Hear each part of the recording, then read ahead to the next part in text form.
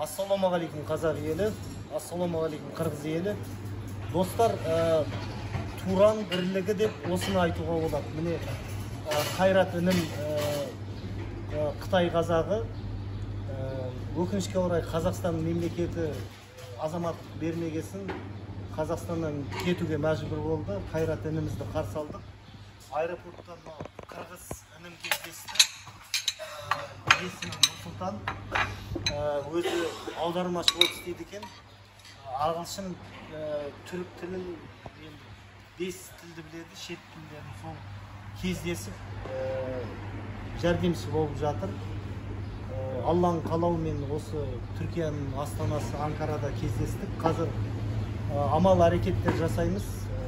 Канада елшілігіне, басқа мемлекеттердің елшілеріне барып, сонда әрекет жасап көреміз. Сондықтан осы түрк мемлекетіне рахмет айтқым келеді.